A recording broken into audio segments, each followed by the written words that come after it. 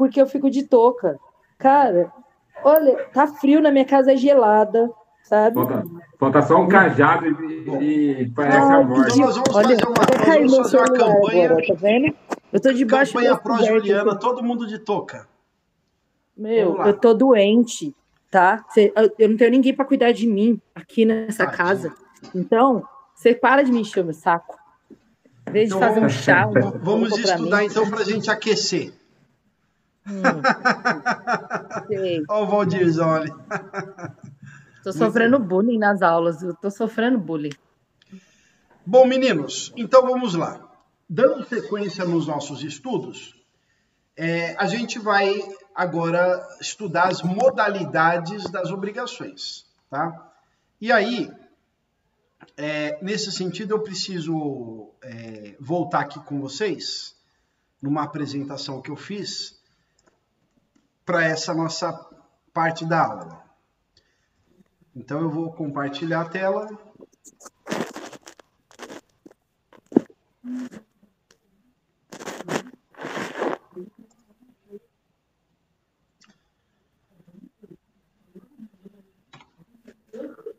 Vamos lá. Modalidade das obrigações. E aí a gente tem várias formas de classificar as obrigações. A primeira forma que a gente vai classificar é quanto ao objeto da prestação. E aqui eu queria lembrar vocês que nós temos os elementos das obrigações. Eu acho que eu vou até fazer o seguinte, eu vou fazer uma coisa inédita aqui. Vamos ver se a gente consegue.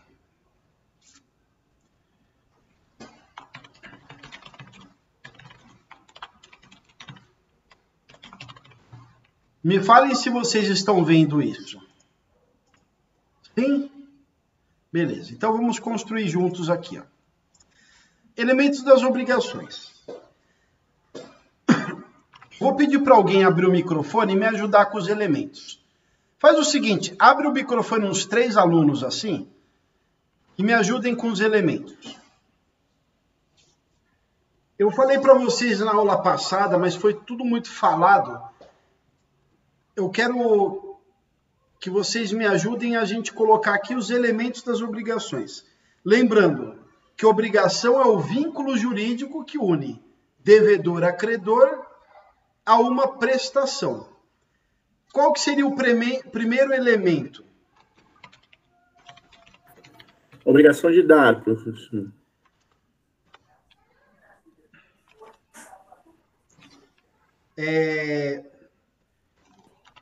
Então, ele falou objeto. Que pode ser o quê? Dar. Coisa fazer, certa.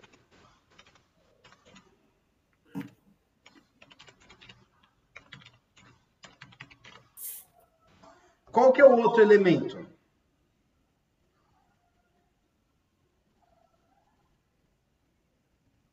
Outro elemento.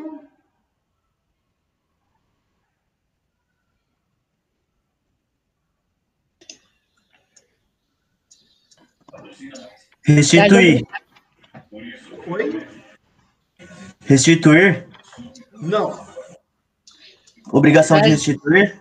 É o sujeito ativo e o sujeito passivo, né? Boa. Sujeitos. Que pode ser passivo, que é quem?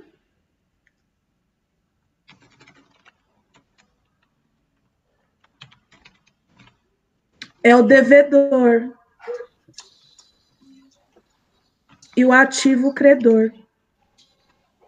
Muito bom. E o outro elemento? São 3.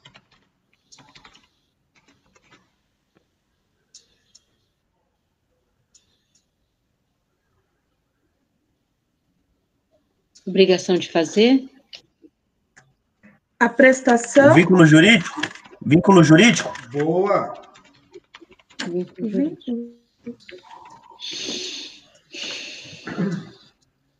Então, a gente tem aqui, portanto, que a obrigação, ela é Um vínculo jurídico que une o devedor, deixa eu ver se eu consigo escrever aqui,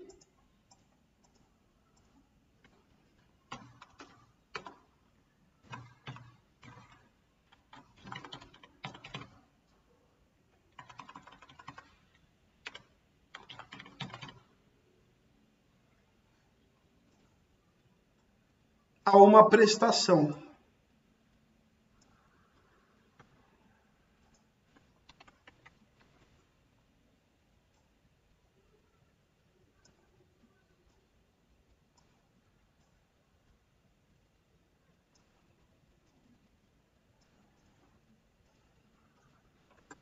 Que pode ser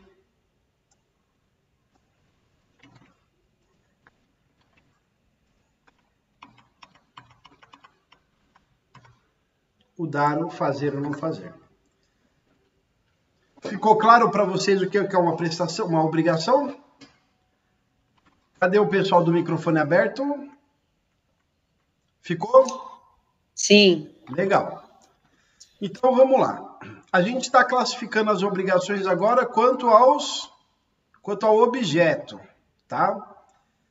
Então, essa obrigação de dar, fazer e não fazer, eu falei com vocês na aula passada.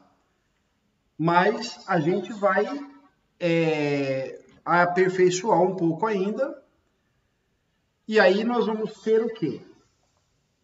Que a obrigação de dar, ela pode ser uma coisa certa. Essa coisa certa, a gente, como nós vimos, ela é uma... Eu vou voltar aqui no Código Civil agora.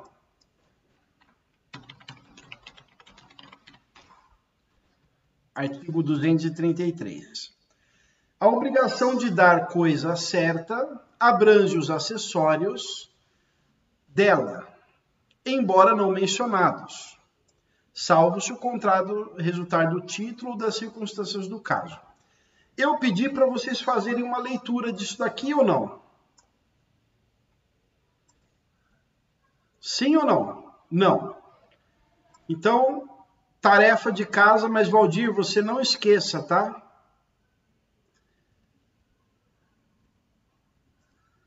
Fazer a leitura do 233 até o 251.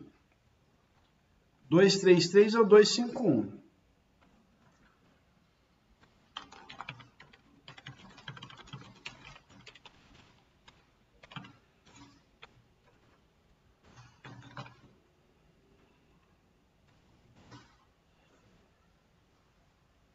Beleza.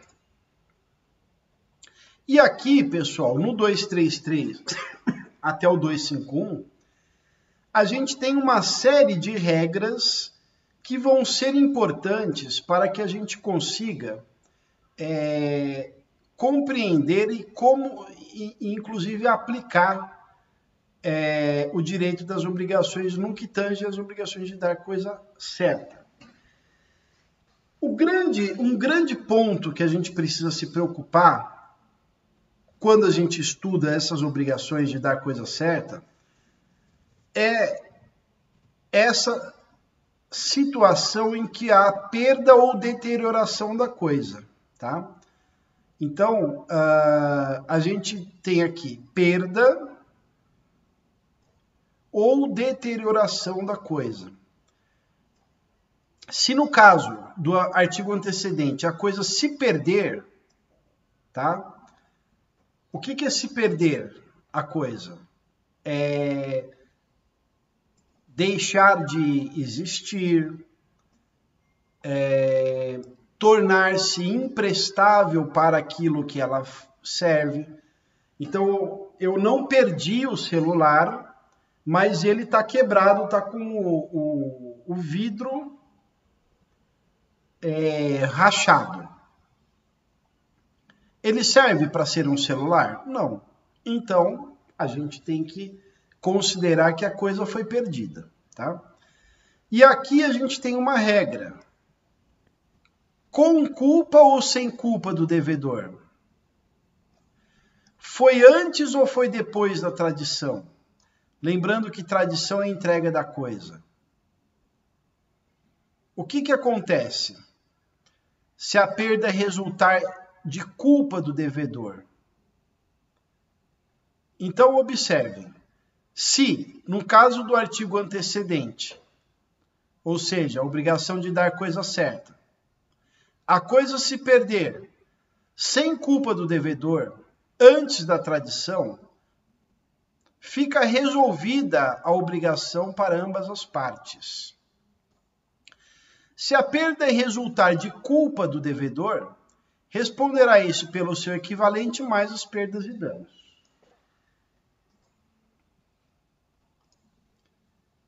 Volto com vocês porque agora eu quero olho no olho. Eu vou contar uma história rápida. E quero que vocês me ajudem a decidir esse caso. Eu emprestei uma bicicleta minha para o meu primo Edgar. Isso aconteceu em 93. A minha bicicleta ela era toda modificada, ela tinha algumas peças, eu gostava muito de bicicleta, aliás, a bicicleta por muitos anos foi o meu meio de transporte, então eu colocava umas peças diferenciadas. Essa bicicleta ela era uma bicicleta Caloi, parecia aquela Caloi 10.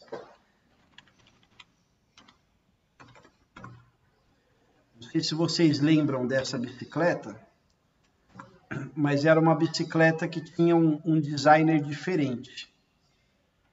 Ela tinha esse designer aqui, ó. O legal é que a gente pode usar a tecnologia a nosso favor, né? Eu quero fazer com que vocês compreendam, dando essa contextualização para vocês. Ó, tá vendo aqui, ó? Ó, isso aqui é uma Caloi 10, ó. Ó que belezinha. E essa daqui, ela parece ser toda modificada também, ó. O trocador tá aqui embaixo, ó. Por que eu tô detalhando para vocês? Porque eu quero que vocês entendam que aquela bicicleta, ela não podia ser substituída por qualquer outra. Ela tinha ali peças que só eu sabia que existia nela. Funções que eram específicas para aquela bicicleta. Portanto, qualquer outra bicicleta que meu primo me devolvesse não serviria para mim. Vocês entendem isso? Qual que é a obrigação que ele tinha comigo, então? Obrigação de dar o quê? 3 microfones soltos aí para a gente interagir.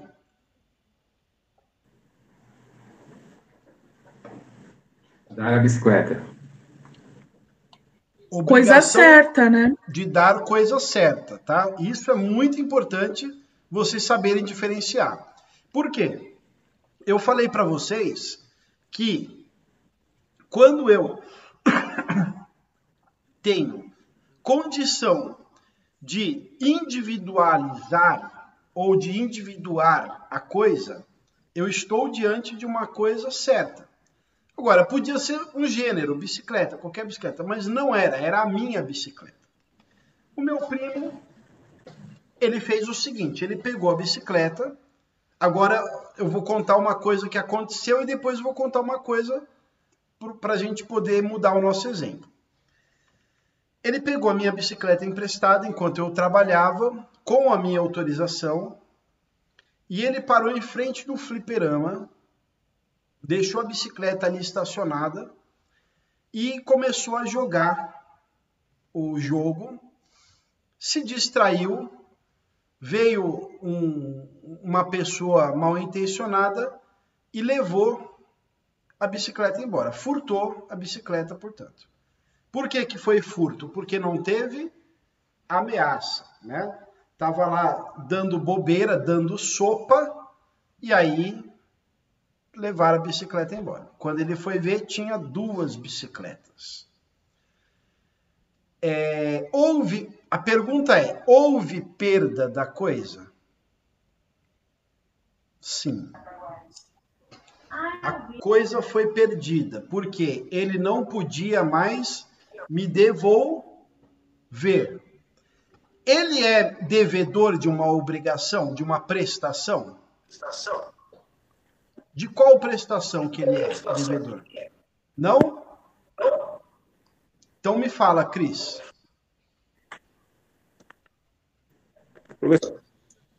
Não, ele tem a obrigação de dar a coisa certa, que não poderia ser substituído por outra bicicleta qualquer, do mesmo modelo, porque tinha algumas peças que eram únicas. Exatamente. Agora, eu acho que juridicamente ele não tinha essa responsabilidade. Me explica.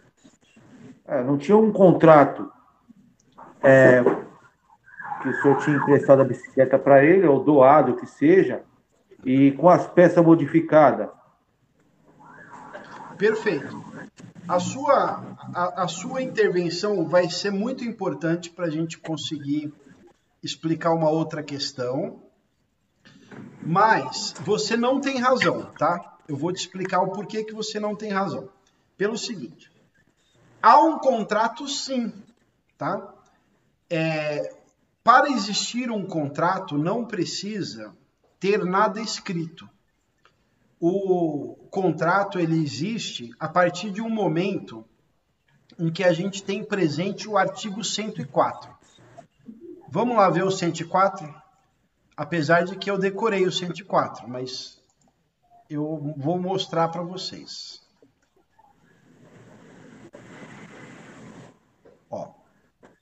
Opa! A validade do negócio jurídico requer agente capaz, objeto lícito, possível, determinado ou determinável, forma prescrita ou não defesa em lei.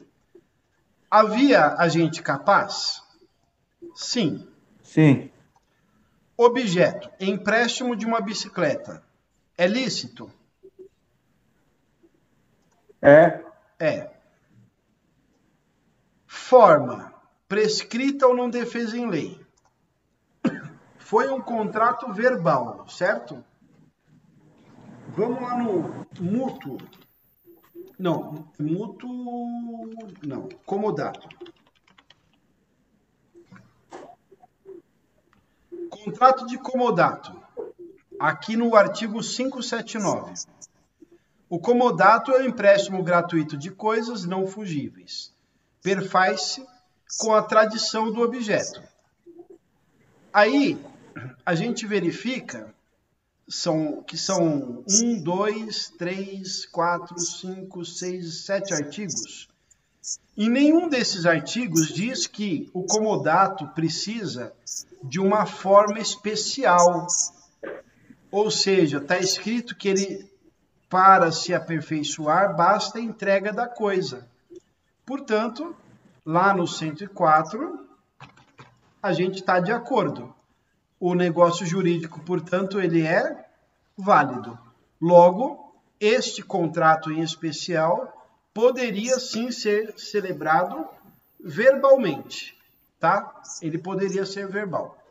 Então, de forma que existe um contrato já no qual eu emprestei uma bicicleta e a classificação dessa bicicleta é uma bicicleta insubstituível, por quê? Em que pese o fato de ela ser uma Caloi 10, conforme eu mostrei uma imagem de uma Caloi 10 igualzinha, quer dizer, uma Caloi 10 para vocês que eu peguei na internet, aquela Caloi 10 ela tinha detalhes especiais, por exemplo, a minha Caloi 10 ela não tinha 10 marchas, ela tinha 12 marchas, porque ela tinha uma catraca com mais uma catraca, não eram 5 marchas e sim 6. Com 2 coroas, 12 marchas. Ela tinha um câmbio Shimano, quando originalmente ele tem um outro tipo de câmbio. E aí, outros detalhes. O quadro dela era um quadro substituído, era o quadro da Peugeot. Então, isso também dá para ela uma outra característica. E aí, ela era única. Ela foi uma bicicleta que eu montei. Por isso, coisa certa. Então, quando Exatamente, Valdir. Ela já não era mais uma Caloi 10. Quando ela foi perdida pelo meu primo, ele tornou-se impossível ele cumprir a obrigação dele, que era de me restituir a coisa. Aí, a gente vai no artigo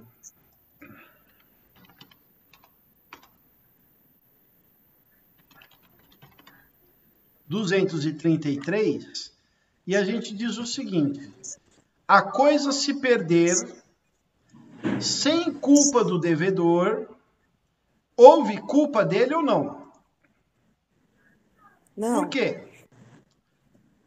Por que não houve, Cris? O professor, ele foi furtado, né? Uma coisa que ele não esperava, né? Acontece com todo mundo, né? Não, mas houve Na sim, minha- professor.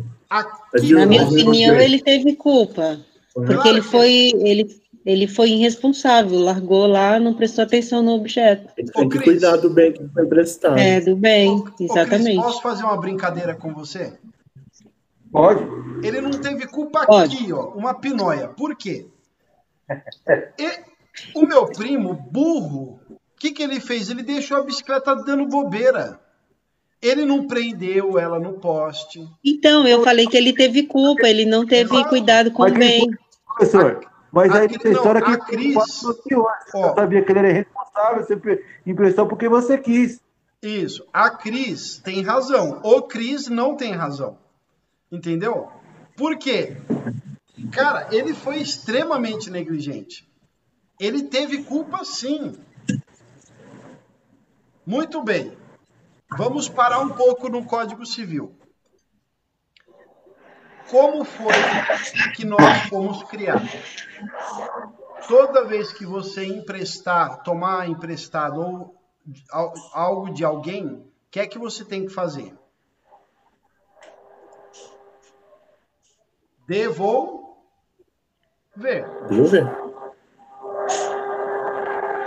Independentemente de culpa, não é verdade? O Código Civil fala que você só deve devolver quando você tiver culpa.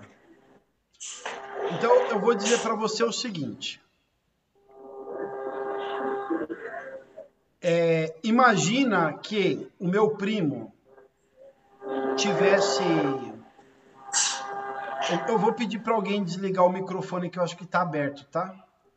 Imagina o seguinte, que o meu primo tivesse prendido a bicicleta com um cadeado,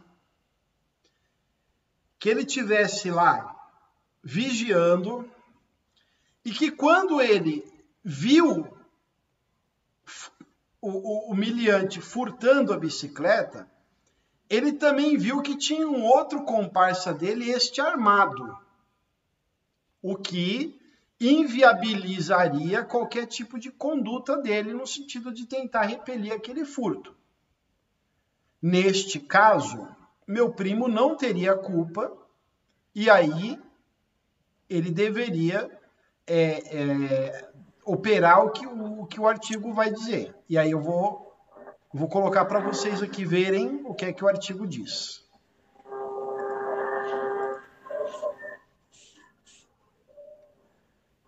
A leitura desses artigos tem que ser feita de forma milimetricamente pensada, tá? Se no caso do artigo antecedente, ou seja, em obrigação de dar coisa certa, a coisa se perder sem culpa do devedor, fica resolvida a obrigação para ambas as partes. Ou seja, nem meu primo me deve nada e nem eu posso cobrar dele. Fica resolvida a obrigação. É o típico caso do empréstimo em que a coisa se perde sem culpa do devedor. E aí o que acontece? A obrigação fica resolvida. Pessoal, essa é uma questão que cai na OAB, tá? Despenca, na verdade, na OAB. Fala, Cris. Por exemplo, o senhor me empresta seu carro para mim e eu vou para a cidade e cai uma chuva, um dilúvio, o carro perde na enchente. maior. Houve perda da coisa, certo? Sim. No caso concreto que você está mencionando, não houve culpa do devedor. Por quê?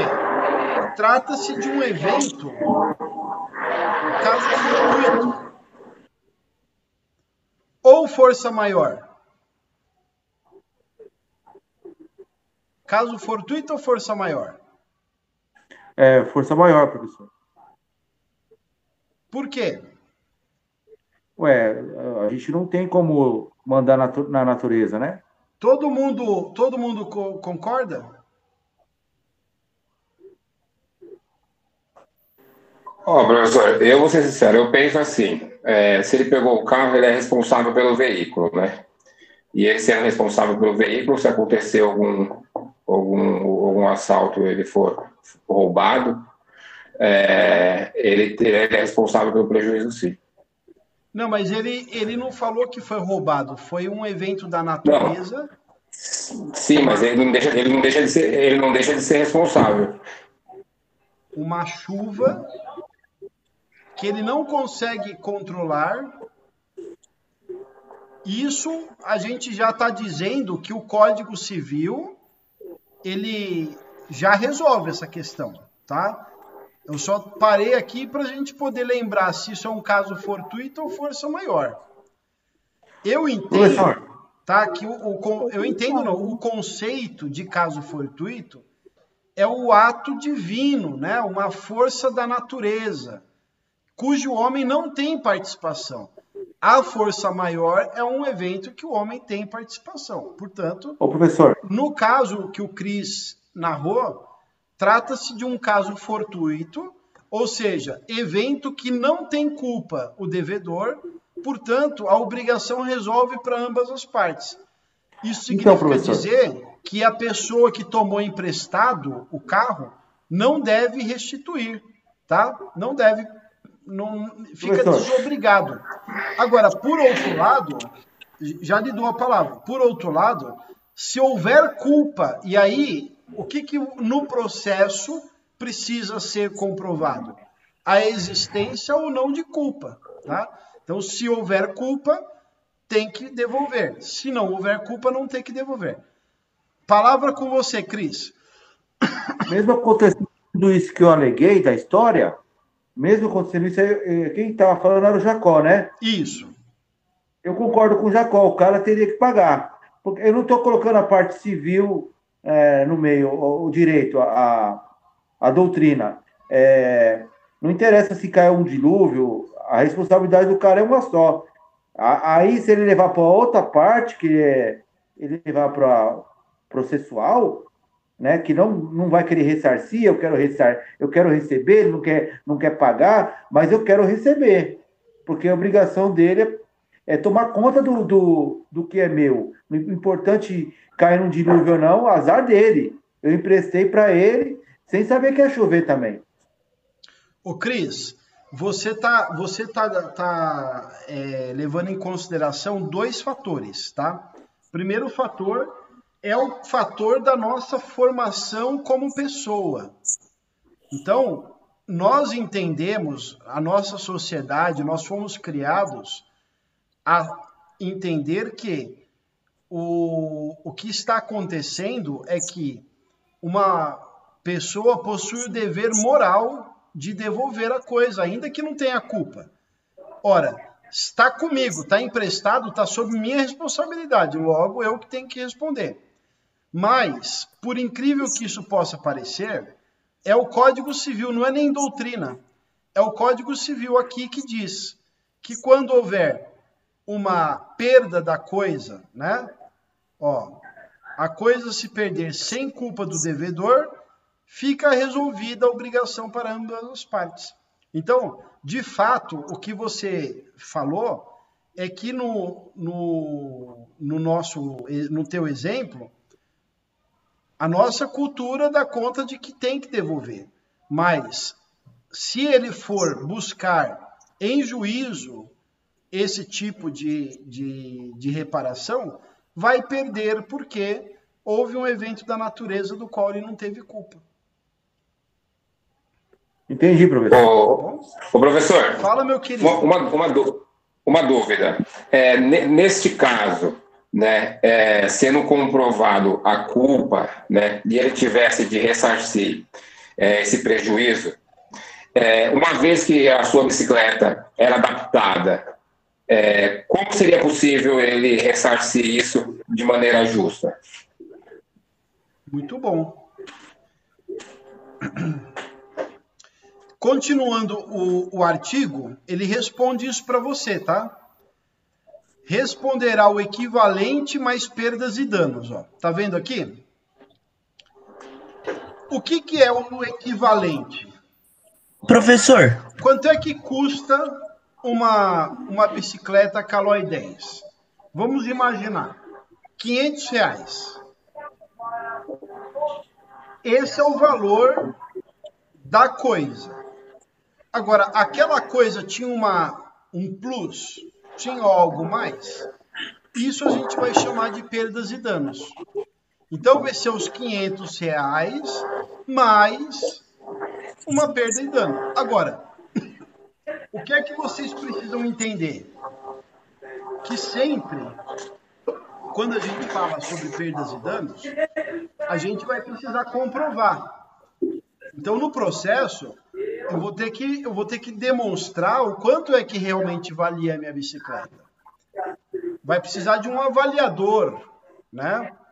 Porque tem coisas que o preço, eu não consigo, justamente porque é uma coisa certa, é uma coisa específica, o preço eu preciso definir ele ainda, tá? Então, a resposta está no próprio artigo. O Rodrigo fez uma pergunta. Ô, professor, eu discordo do Jacó. No caso que você deu como exemplo, o seu primo sim responde, só que a outra pessoa também responde. Então assim, ambos, tanto quem furtou quanto o seu primo, tem que devolver o valor para o senhor, entendeu? Não apenas o seu primo. Mas o furto está dizendo que não sabe quem que é, pô. O furto, a pessoa furtou, não viu a pessoa que pegou. Então vamos dar um exemplo aqui, que quem furtou foi um colega, tipo, distante do seu primo. Você sabe quem foi. Ambos são culpados, ambos têm que responsabilizar. Mas ainda a palavra furtou ainda. Ó, peraí, deixa eu fazer uma intervenção aqui. O sujeito que furtou, eu vou desligar um pouquinho o microfone do Jacó aqui, que tá um barulhinho. O sujeito que furtou, ele vai ter uma responsabilização criminal. Dentro dessa responsabilização criminal, pode ter também a possibilidade de ele reparar o dano. Só que assim, nós não estamos falando da relação entre o dono da coisa e a vítima. Muito menos entre o dono da coisa, o possuidor da coisa e o criminoso. Tá? Aqui a gente precisa entender que todo aquele que causar dano precisa indenizar. Isso é importante. E que existe uma regra do Código Civil de que toda e qualquer coisa perdida por culpa do devedor precisa ser reparada com ou alternativamente com as perdas, com o equivalente mais as perdas e danos, tá? Isso que é importante, porque a pessoa que furtou vai responder por isso normalmente. Eu espero ter respondido. Parece que a Shirley tem uma pergunta para fazer. Eu vi alguém levantando a mão. Eu só quero fazer um comentário. Tá dando para me ouvir? Faça, tá sim. O código no artigo 927 fala que só por ato ilícito a pessoa que causar o dano reparar. E no 186 também fala, né, que só por dano de voluntário, negligência e imperícia. Então, nesse caso, por exemplo, se eu pego o carro do meu irmão emprestado, no meio do caminho eu sou assaltada, levo um carro, eu não estaria obrigada a reparar ou a devolver nada, porque eu não tive nenhuma culpa não foi nenhum dolo e não foi nenhuma culpa minha o carro ter se perdido. Então, eu também não concordo com essa questão aí de que teria que devolver o valor, porque o código já fala que sem culpa o dolo não tem necessidade, né? Eu não consegui entender o que você falou, mas eu vou explicar o que você... Eu acho que a gente até falou isso na aula passada, tá? Nós vamos ler o artigo, os 2 artigos que ela mencionou. Então, diz o seguinte, ó. E outra coisa, aqui não é uma questão de concordar ou não. Aqui é uma questão de como funciona a regra, tá? O artigo 186, ele tem sempre que ser interpretado junto com o 927, tá? Então, ele diz aqui o seguinte, ó. Aquele que por ação ou omissão voluntária, negligência ou imprudência, violar direito e causar dano ao trem, ainda que exclusivamente moral, comete ato ilícito, tá? Aí a gente vai lá para o 927. Observem que o 186, ele definiu o que é um ato ilícito. Vocês entenderam isso? 186, ele define o que é um ato ilícito. Aí, o 927 fala o seguinte: aquele que por ato ilícito, aí ele fala 186, entre parênteses, causar dano ao trem, fica obrigado a repará-lo, tá? Esse aqui, pessoal, é o princípio da responsabilidade civil. Todo aquele que por uma ação ou uma omissão, seja ela voluntária, seja ela com culpa, ou seja, negligência, imprudência, imperícia, deve reparar. Tendo vontade de causar o dano ou não, deve reparar. É isso que está escrito. E aí o 927, ele fala para a gente que aquele que causar dano por ato ilícito precisa fazer a reparação. Nesse caso, pessoal, que a gente está estudando agora, nós não estamos ainda na responsabilidade civil. Neste caso, a gente está só falando de uma coisa chamada perda da coisa sem culpa ou com culpa do devedor. Tá? Perdeu a coisa, ou seja, quando eu emprestei a bicicleta para o meu primo, nasceu um dever de ele me restituir. Eu emprestei e nasce a obrigação de ele me dar de volta. Ele não vai poder dar de volta porque aconteceu um fato, qualquer um fato, do qual ele não teve culpa. Se ele não teve culpa, resolve a obrigação. Se esse fato ele concorreu com culpa, ele precisa me devolver o equivalente mais as perdas e danos. Isso ficou claro para todo mundo? Vamos lá, pessoal, participa, sim? Beleza? Legal. Eu não consigo acompanhar o chat, tá? Se tiver alguma questão, professor, vocês vão me falando. Rodrigo? Ficou claro. Mas assim, se porventura o senhor conhece aquela pessoa que está com o seu objeto? No caso, eu quem? Eu, o proprietário, ou eu, o meu primo? É, o proprietário, não, o proprietário. No caso, não recai sobre a coisa, você não tem que entrar com uma ação para pegar da pessoa? Porque não tá mais com o seu primo.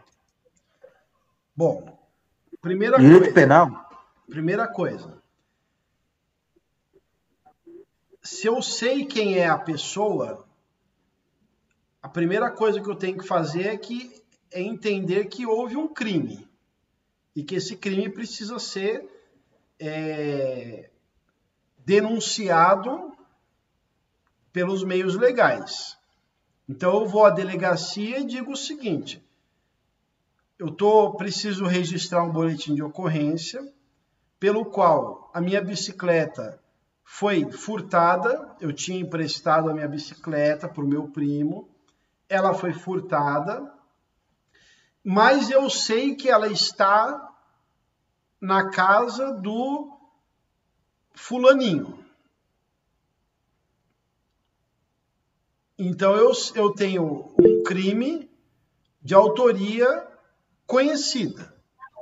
Aqui... Então a ação, Oi? então a ação ela recai sobre sobre a pessoa que tem a posse, né? O direito recai sobre a pessoa que tem a posse do seu objeto. Então, vamos lá. Eu acho que talvez você esteja fazendo uma confusão, mas vamos tentar compreender. Então, dentro desse nosso exemplo, eu acionei a autoridade policial para que a autoridade policial verifique a existência de um crime, responsabilize criminalmente esse infrator. Agora, na relação de âmbito civil, eu tenho uma obrigação muito, muito clara estabelecida. A obrigação que eu tenho eu sou credor de uma bicicleta porque meu primo tomou emprestado e ele é o devedor dessa bicicleta. Isso fica claro para você, Rodrigo? Sim. Então, só que aí, professor, eu vejo como se, assim, dá para entrar nas duas esferas, tanto criminal quanto a civil. Sim, Rodrigo, mas a gente está estudando aqui direito civil. Então, ficaria confuso se a gente começar a falar dos desfechos de um fato, de um exemplo, no âmbito criminal. O que eu preciso que você entenda? Que a obrigação de dar coisa certa existiu entre meu primo. Você já trouxe implementou no nosso exemplo uma coisa que não existe, que eu não sei quem que roubou, quem que furtou. Eu sei que eu emprestei a minha bicicleta e a minha bicicleta sumiu. Portanto, o devedor não pode mais me devolver. Qual que é o resultado disso? O resultado disso é que ele vai me devolver ou ele vai ficar desobrigado de me devolver. E isso vai depender do quê? Vai depender se houve ou não perda da coisa. Agora, ficar agregando coisas no nosso exemplo só faz piorar o entendimento para vocês. E aí a gente foge um pouco do nosso foco e eu preciso entender. Vocês entenderam o disposto no artigo 233? Isso que é importante. Agora, as demais providências que a gente vai tomar são todas providências correlatas, fatos que acontecem no futuro, que aí tudo bem, achou a bicicleta na casa do sujeito. Eu posso ir lá tomar a bicicleta de volta? Não. Outra coisa, é exigível de mim fazer isto? Também não. Eu faria por intermédio de uma ação de reintegração de posse? Até poderia fazer, porque existe isso de coisa móvel também. Mas não é o objeto do nosso estudo agora. Isso tumultua um pouco o aprendizado de vocês, né? Então, eu quero, antes de a gente terminar, eu queria continuar aqui uma apresentação para vocês do sentido de que a obrigação de dar, que a gente vai chamar de palavra-chave entrega, né? Pode ser coisa certa ou pode ser coisa incerta. Será que o Código Civil traz para a gente algum tipo de mudança, se por acaso for coisa incerta?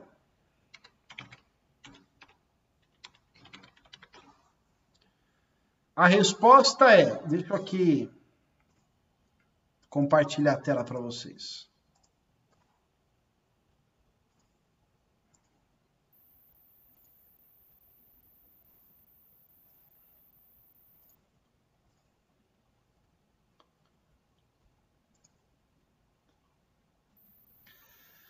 Primeira coisa que é importante vocês saberem.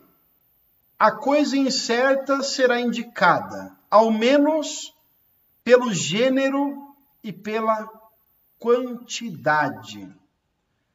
Eis que eu me comprometo a entregar uma saca de laranja.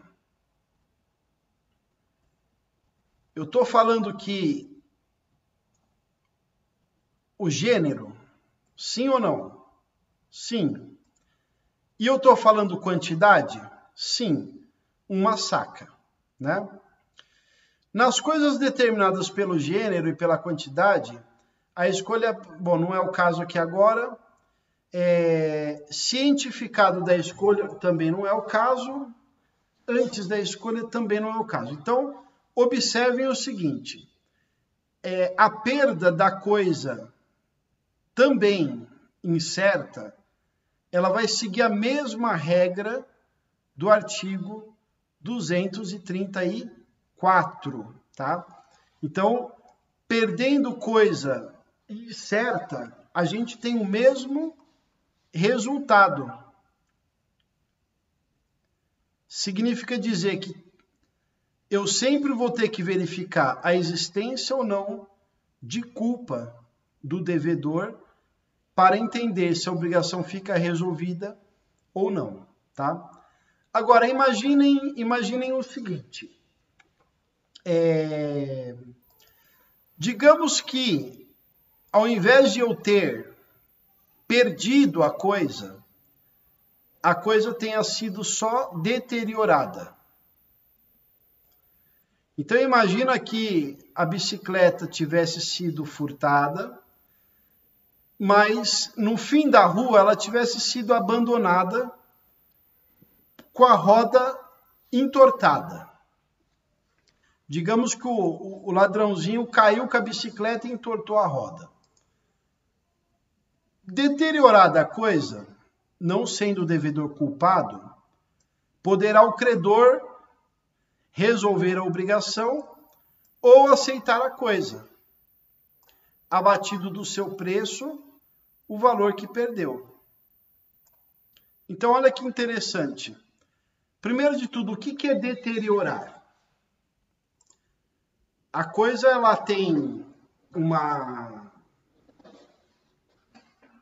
um funcionamento, ela tem uma aparência, ela é de um jeito. Uma deterioração, ela perde parte dessas características. Então, a roda que funcionava direitinho passou a ficar torta, ela é torta, foi entortada por conta de uma queda. Perde o preço da bicicleta? Aquele dano? Perde.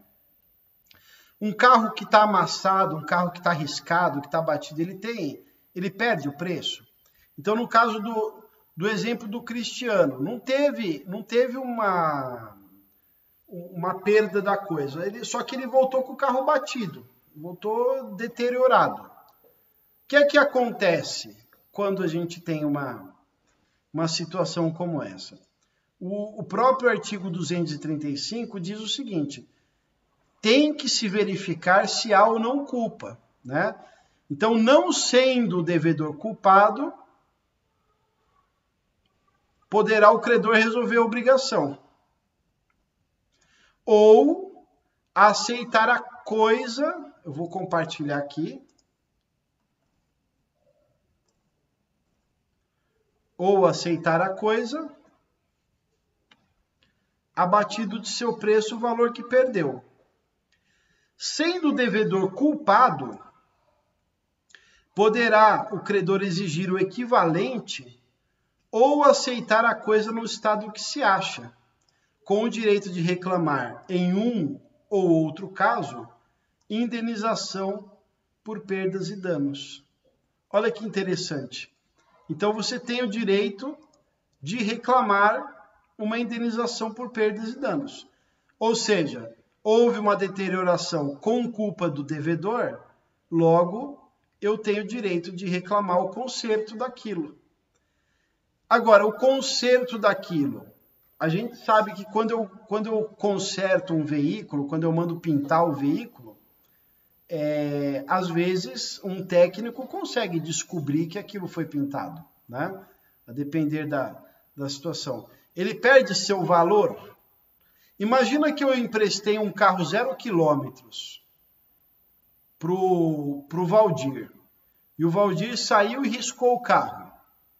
Eu vou pintar.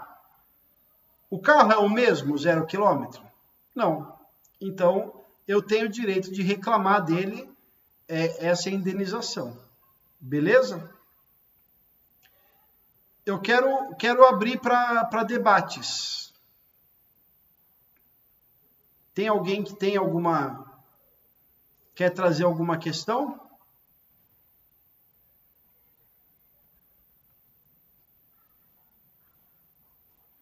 Um por vez, tá? Pode Já falar, que abriu para eu. Oi, Shirley. A minha pergunta é sobre existem casos em que não existe a responsabilidade de reparar, obrigações sem responsabilidade? Vamos lá.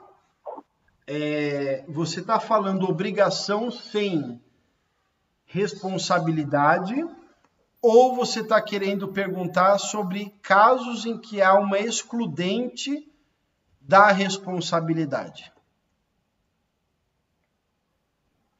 Eu quero saber esses casos que se exclui a responsabilidade, é isso mesmo. Tá. Queria exemplo. Existe sim, tá? Os casos de excludente de responsabilidade são os casos em que em que se opera, né, qualquer fato que possa excluir o dever de indenizar. Por exemplo, o caso fortuito à força maior é um caso em que se exclui o dever de indenizar, onde a regra é que por ato ilícito, todo aquele que por ato ilícito causar dano precisa reparar. Agora, eu cometi o ato ilícito em razão de um caso fortuito. Logo, eu não preciso indenizar, tá? Então, existe sim as excludentes da responsabilidade civil. E a gente vai estudar nesse nosso curso, tá? Todas as excludentes, todos os detalhes, mas existe sim. Vai, Cris. Posso dar um exemplo, professor? Por favor. Emprestar o carro para um menor, ou uma moto para um menor, e ele bater a moto ou bater o carro. Me explica mais o seu exemplo. Não é um tipo de excludente? Porque o menor, ele não vai ter responsabilidade nenhuma perante a lei. E a pessoa que emprestou, ele usou de ilicitude, porque ele não empresta um carro para o menor e nem uma moto. Então, vamos lá. Eu, professor Carlos Gabriel, pego o meu carro e empresto para o meu irmão de 14 anos. O meu irmão sai com o carro e ele bate com o carro de um vizinho meu aqui da rua de trás. Você está dizendo que eu não preciso fazer nada, porque ele é menor. É isso que você disse? Não, não é assim que funciona, tá? Eu tenho uma responsabilidade civil por guardar a coisa. Então, o meu veículo, eu só posso entregar ele para alguém que seja habilitado, maior de idade, e essa pessoa habilitada é maior de idade, vai ter das minhas mãos a chave do carro. Eu tenho que entregar a ele, tá? Quando eu faço isso para um menor, eu atraio para mim essa responsabilidade. O menor não será responsabilizado, mas eu serei responsabilizado, porque eu entreguei para o menor. É uma responsabilidade chamada responsabilidade civil em vigilando, tá? É um dever de vigilância. Eu tenho o dever de manter o meu veículo bem guardado e entregar para ele só para uma pessoa que saiba conduzi-lo. Quando acontecer um acidente com o meu veículo, mas sendo dirigido por uma outra pessoa maior e capaz, eu respondo solidariamente pelo dano causado. Então, por isso que emprestar o veículo para alguém é uma coisa muito importante. Mas se eu emprestar para um menor de idade, é diferente da responsabilidade penal, tá? Que você pega o crime e joga nas costas do menor para o menor... O menor não comete crime, ele comete ato infracional, né? Então, mas essa é uma lógica totalmente diferente. Não é assim que funciona, tá? Então, tem responsabilidade civil, sim, quando eu, eventualmente, emprestar o veículo para um menor ou para uma pessoa não habilitada, eu vou responder, sim, por todos os danos causados. E se eu emprestar para um maior habilitado, eu ainda corro o risco também de responder solidariamente.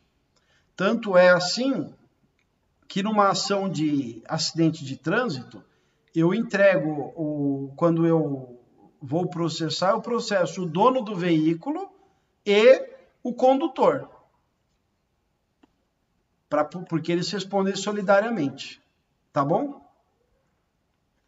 Quem mais quer fazer alguma pergunta? Sabe onde eu vi muito, professor, essa questão da excludente que a Shirley estava falando? Agora, nesse período de Covid, né?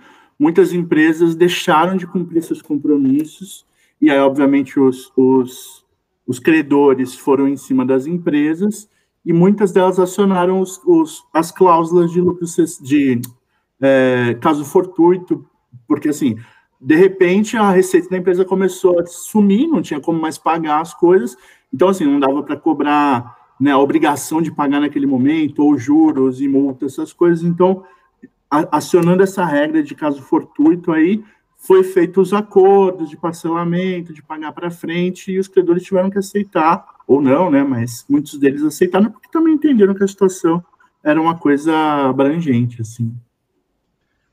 O que eu tenho observado, Valdir, nos casos em que eu tenho pego no escritório, é bastante relação locatícia, né?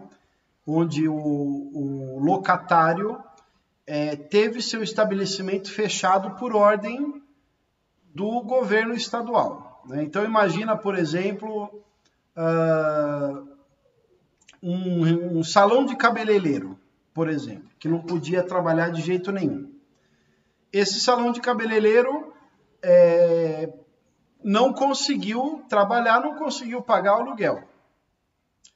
Aí entra com uma ação pedindo uma redução no valor do aluguel.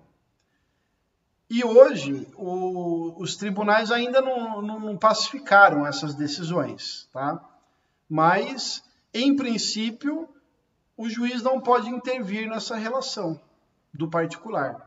Por isso que houve até um projeto de lei que não foi aprovado, mas que deveria ter sido, no meu entender, para regulamentar uma relação transitória. Por quê? Alguns proprietários fizeram o seguinte: tá bom, eu lhe dou uma redução. Outros proprietários não deram. E aí os conflitos passaram a existir, né? Agora, essa relação, a tese que você deve alegar é sim, de um caso fortuito, de uma força maior, como forma de excluir a obrigação pelo adimplemento da obrigação, né? Agora, não se trata de uma excludente de responsabilidade civil, mas sim de uma justa causa para não cumprir a obrigação, com o caso fortuito e força maior, tá? É isso que eu queria dizer. Tem mais alguém que quer falar alguma coisa?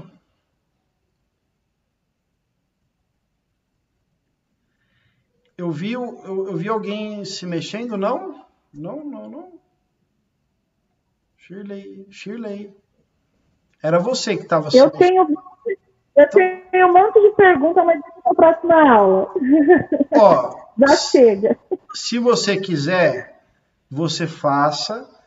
Quem quiser desligar, pode desligar, mas eu gostaria de responder hoje. Eu gostaria que vocês não fossem com dúvidas para casa, ou melhor, continuassem com dúvidas em casa, né? Você não quer fazer suas perguntas? Sim, eu vou fazer uma que eu acho interessante. Então, sobre a questão do fiador.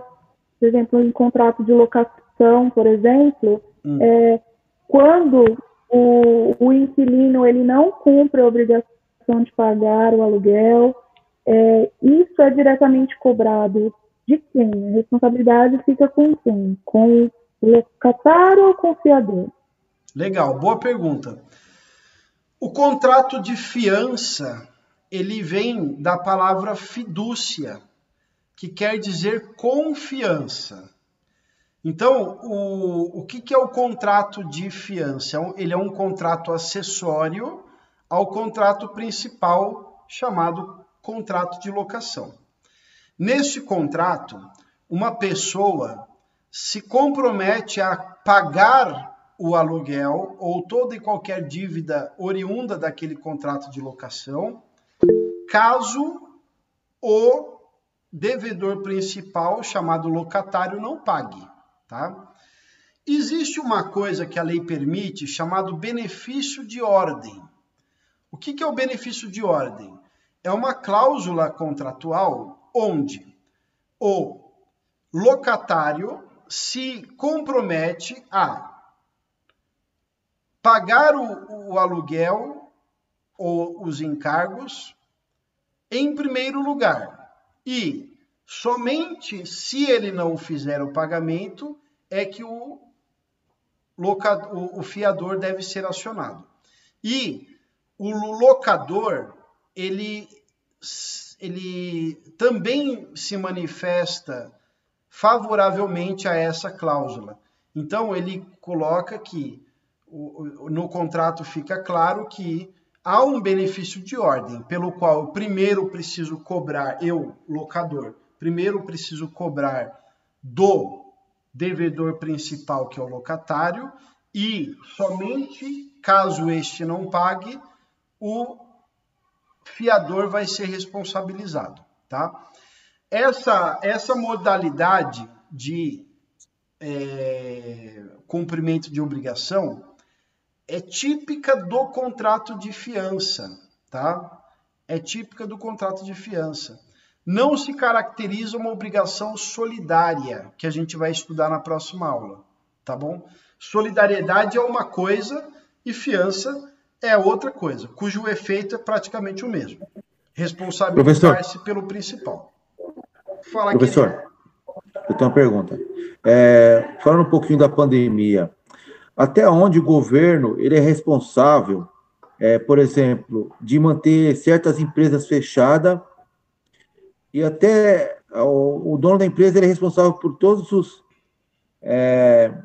infurtos que acontecem na empresa, a queda de arrecadação e a quebra da empresa, e as dívidas que o proprietário da empresa vai ter que arcar, por causa que o governo manteve ela fechada por causa da pandemia. Até onde o governo é responsável? Boa pergunta. Acontece o seguinte, o poder do administrador público e o dever dele também, ele se revela em favor de uma coletividade e não de um setor X ou Y e muito menos no particular. Então, o administrador público ele tem todo o poder de fechar uma atividade, de fazer o que a gente viu aí, um lockdown, ainda que parcial, né? Estoques de recolher, tudo isso que aconteceu, o governador, o presidente ou até mesmo o prefeito possui sim essa autonomia sem ter de responder por isso, tá? Por quê? O interesse coletivo prevalecerá sempre diante do interesse particular. Agora, você não há você há de concordar comigo que tudo isso causou um tremendo desastre na nossa economia, né? Vários setores, por exemplo, hoteleiro, o setor de alimentício, né, dos restaurantes, todos eles tiveram grandes problemas econômicos. E uma atitude ética e moral desejável, né, tanto do governo federal, quanto do governo estadual, quanto do governo municipal, seria renúncias fiscais, diminuição de tributos, incentivos, né, geração de emprego e até mesmo o auxílio emergencial, né? Claro que não no valor de R$600, porque e nem outorgado a pessoas que não teriam direito em tese, que não teriam necessidade. Agora, isso tudo é uma questão muito ampla para a gente poder discutir de uma forma assim tão perfuncutória, né? O fato é que a resposta da sua pergunta é sim, ele pode fazer isso e não há nenhum tipo de contrapartida, não há nenhum tipo de responsabilidade sobre esses efeitos. Por quê? Ele assim agiu em prol de toda a coletividade. Beleza? E qual que é a outra dúvida, Shirley? E se mais alguém tiver, é só falar, hein? Professor, eu tenho. Fala, querido. Só para ver se eu entendi. Eu tenho um veículo, esse veículo é zero quilômetro, nunca foi batido. Aí acontece uma colisão onde a outra parte é responsável. A outra parte faz o conserto do veículo, porém esse conserto, como o senhor disse, né, esse veículo nunca mais será o mesmo, né? Cabe aí uma indenização por dano moral? Cabe. E isso inclui também a seguradora, por exemplo. Eu tenho um carro zero, eu falo porque isso aconteceu comigo, tá? Eu tenho um carro zero, eu bati esse carro, quer dizer, bateram em mim, só que a seguradora, né, pagou, eu paguei a franquia, a seguradora pagou, só que o carro nunca mais será o mesmo. A parte que bateu em mim tem direito de me indenizar? Dever, né? Dever de te indenizar? Dever, Sim. Legal. Bom saber. O Valdir escreveu dano moral ou material, eu não entendi. Que foi dito, é dano moral ou dano material? É dano material, né, no caso. No caso do Jacó? Material. Dano material. Quem mais?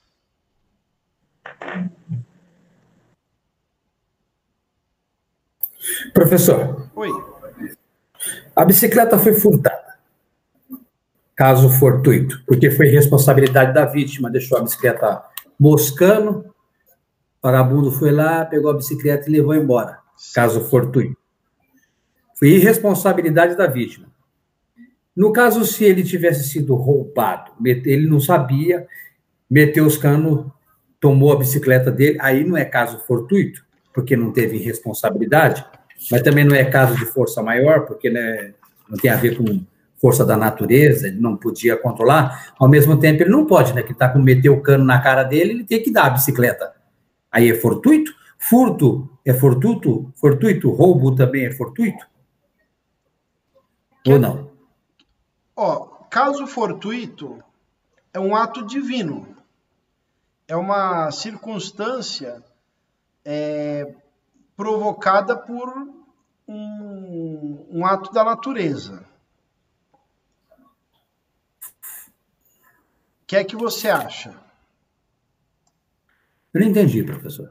Fala de novo. O conceito de caso fortuito é uma circunstância provocada por um ato divino. Como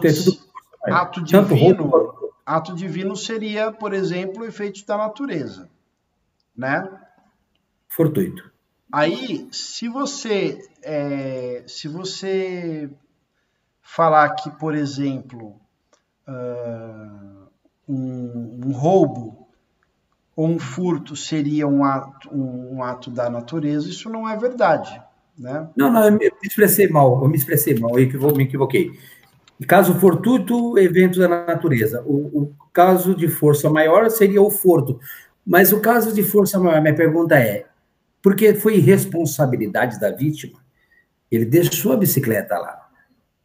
Mas o roubo, entendo que... Eu preferia que você pensasse que nós estamos diante de um ato ilícito, tá? Um ato ilícito, ocasionado por uma negligência.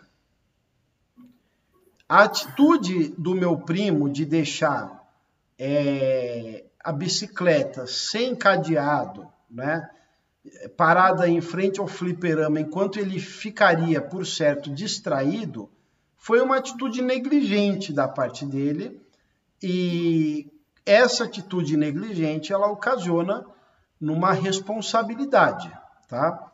E aí, isso, por si, já resolveria o nosso problema.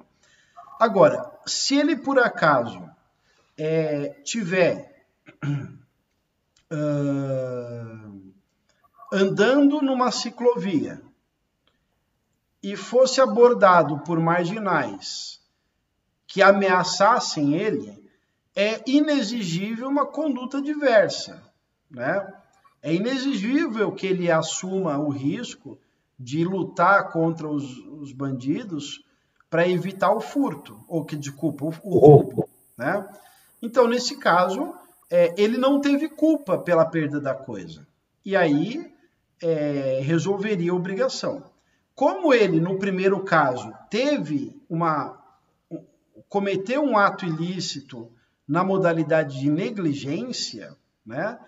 Nesse caso, ele precisa me devolver o equivalente mais as perdas e danos. Mas furto, nesse caso, seria caso de força maior. O furto, né? Caso de força maior, sim. Mas o roubo não. O roubo não. Ah, tá. Era essa a minha pergunta. Mas o furto eu queria que você enxergasse que foi mais uma negligência, né? Foi. Eu entendi assim. Negligência dele. Eu entendi assim. Eu furto caso de força maior. O roubo é ilícito. Os dois são ilícitos, né? Mas entendi, professor. Exatamente. Valeu, obrigado. Tá bom? Mais alguém? Vamos fechar a conta, então? Pessoal, eu vou disponibilizar para vocês ao longo da semana um material para vocês estudarem, que é um material complementar, que é, na verdade, os PowerPoints que eu faço, que são os esquemas com alguns conceitos, com algumas explicações. E aí, esse material todo, depois, se der certo ainda essa semana mesmo, vão estar no AVA, se não, vai estar no nosso backup, que vai ser nosso grupo. Até quando o professor vai estar lá? Provavelmente até quinta-feira, tá? Mas, se não, até sexta-feira eu mando para vocês. Esse material ele é complementar e ele é basicamente do que vocês já estudaram, não é nada que vamos estudar ainda. Então, na segunda-feira a gente tem coisa nova para estudar, tá bom? A gente deve terminar a nossa unidade de aprendizagem logo depois da próxima aula, né? E aí a gente dá sequência aí com a atividade da situação problema e tudo mais. Tá bom, pessoal? Uma boa semana para vocês, um abraço, fiquem com Deus, é sempre muito bom estar com vocês. Um abraço, tchau, tchau. Boa noite, pessoal. Boa noite, professor. Obrigado pela aula. Obrigado, boa noite. Valdir. Boa noite, Carlão, boa noite a todos. Boa noite, pessoal. Tchau, professor. Bom descanso aí para vocês, viu? Boa noite para todos.